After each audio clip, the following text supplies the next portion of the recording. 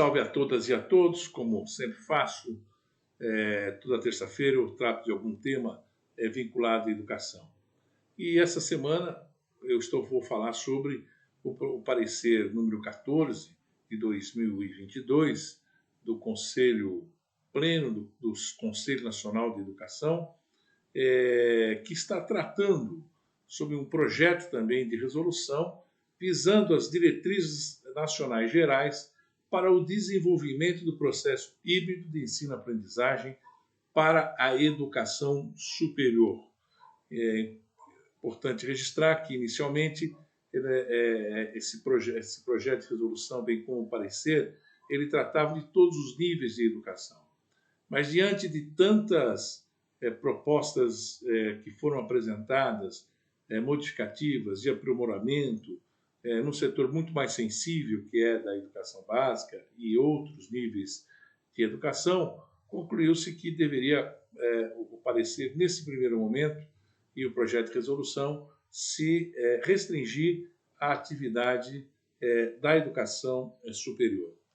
E o parecer, ele, muito bem escrito, por sinal, ele acaba trazendo talvez os grandes desafios e muito bem colocado no parecer, dizendo que de discutir, né, as abordagens pedagógicas híbridas nas buscas de novos caminhos para a reorganização das diretrizes do ensino e aprendizagem da educação brasileira.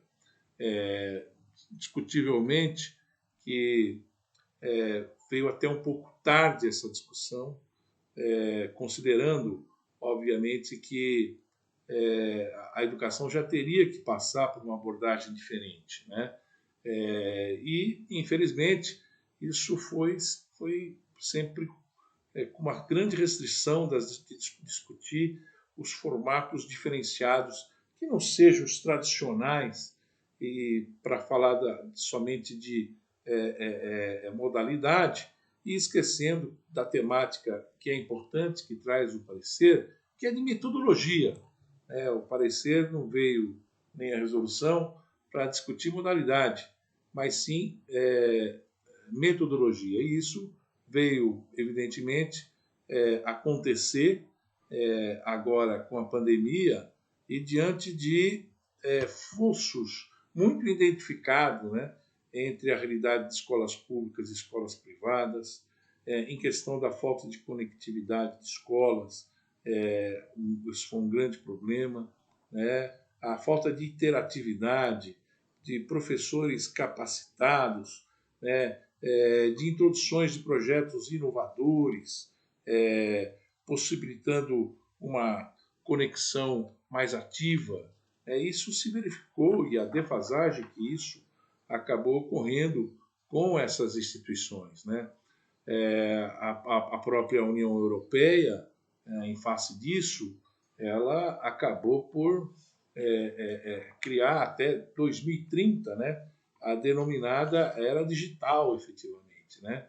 E considerando ainda a necessidade de se ter pelo menos 20 milhões de especialistas, né, para trabalhar na União Europeia até 2030. E, ao mesmo tempo, os 80% dos adultos têm que ter o domínio digital.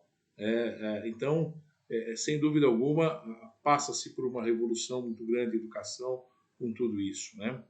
E, ao mesmo tempo, a gente destacar aqui alguns princípios que são fundamentais e que estão na LDB, inclusive. A Lei de Diretrizes de Base foi uma das leis mais flexíveis na educação, né? E ao tratar a educação, destaca-se 3 princípios importantes, que é a igualdade de condições de acesso e permanência na escola, isso está na LDB, um dos primeiros princípios. Segundo princípio, a liberdade de aprender, ensinar, pesquisar e divulgar a cultura e o pensamento, a arte e o saber, e também o pluralismo de ideias e princípios pedagógicos, que o parecer, no discorrer dele, bem também a proposta de resolução, coloca muito a importância da institucionalização desses projetos pedagógicos, do PDI, na instituição, da integração deles desses projetos, com práticas inovadoras, né? Trazendo para as metodologias a necessidade de uma interatividade maior, procurando sempre também ter a valorização das atividades extras curriculares, também prevista muito bem na LDB. Né? E, claro, que com isso o papel do professor ele não é dispensável, muito pelo contrário, né? Só que mudam bastante a figura cada vez mais, tendo o aluno como protagonista, com autonomia de estudo, mas tendo o professor, obviamente, em todo o processo de supervisão, de acompanhamento, de orientação do aluno. É interessante que o parecer e a própria resolução, em vários momentos, coloca muito isso. Quer dizer, a atividade que venha a ser relacionada ao hibridismo, propriamente dito, não dispensa a supervisão e a orientação do professor, inclusive para efeitos de verificação de período letivo propriamente dito, né?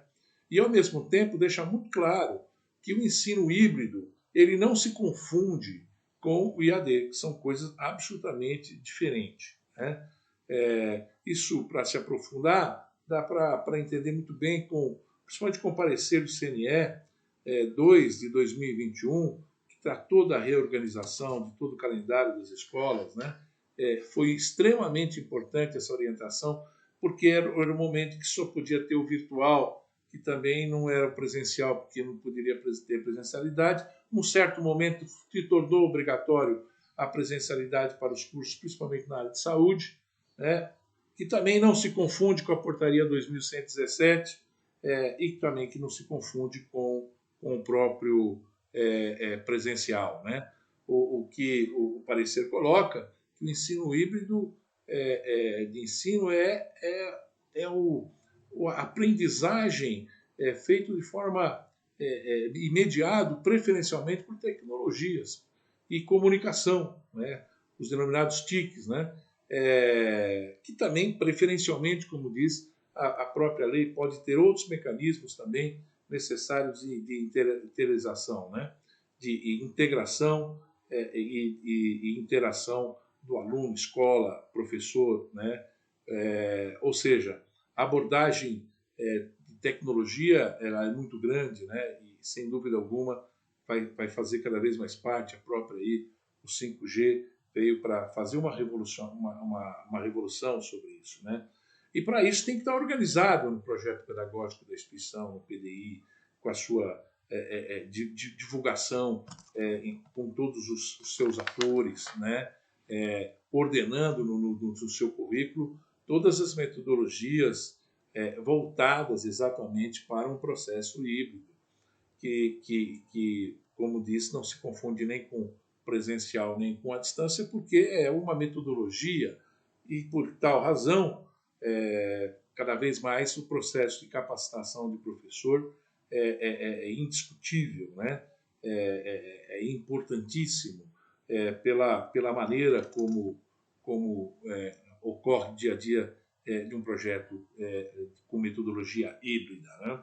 Ao mesmo tempo, registro novamente, tá? Que não se confunde com a portaria 2117, 2117, que traz a possibilidade da escola utilizar disciplinas à distância no curso presencial. Da mesma forma que as atividades síncronas para efeito de colocação em PDI, elas são consideradas como atividades presenciais. Ou seja, para que tenham efetivamente o hibridismo, né, serão sempre organizadas, mediadas por tecnologias, por metodologias inovadoras e sempre acompanhado também por professor, por docente, relacionada a cada componente curricular propriamente dito, né? E tem uma questão importante também, que com relação a um tópico muito interessante, onde se coloca de que, para efeito de avaliação e regulação, não são considerados o decreto 9.057, a portaria 11 de 2017, que regulam o ensino à distância. Então, para efeito de avaliação, isto não é considerado para efeito de avaliação e regulação pelo parte do MEC, né? Ao mesmo tempo, não deixa de ter a competência, obviamente, as séries para regular, para supervisionar, e como também o INEP cabe fazer o processo de avaliação em loco, né? E me chamou muita atenção, ainda na parte do processo avaliativo e a sua conclusão do processo avaliativo, o artigo 18, que diz algo extremamente interessante, também inovador nesse aspecto, que o resultado do processo avaliativo deverá ser submetido à instituição para possíveis correções ou melhorias a serem adotadas, quando for o caso, em diligência mínima de 90 dias, para que, se for o caso, nova avaliação seja realizada a modo de instituir a fase de fim decisório da regulação, né?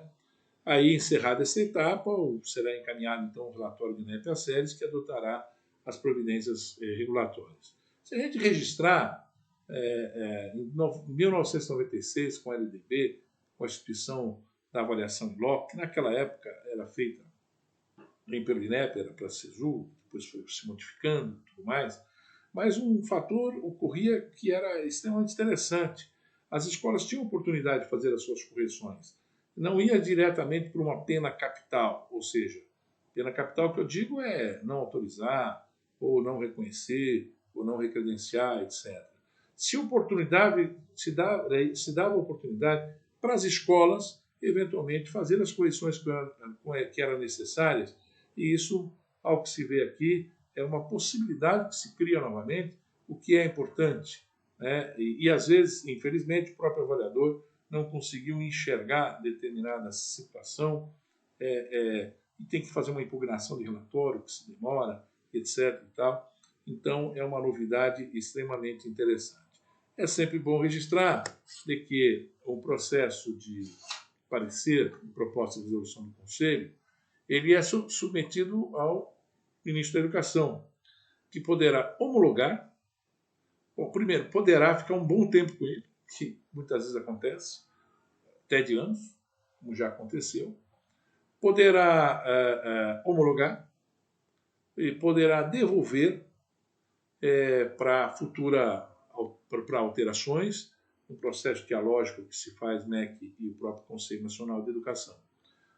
O fato é que o Conselho Nacional dá um passo importantíssimo para uma mudança conceitual e trazendo as metodologias que não se confundem com a própria modalidade de ensino.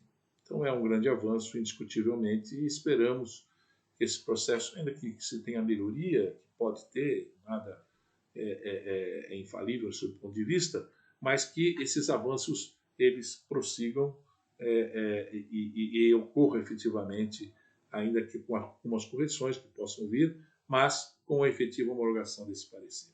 De parabéns ao Conselho Nacional de Educação, que foi criado por uma indicação inicialmente, até chegar nesse resultado, que é um resultado, de fato, não só inovador, mas que acompanha os mundos atuais, o mundo atual, a realidade que nós vivemos, educacional, econômica e, sobretudo, de educação.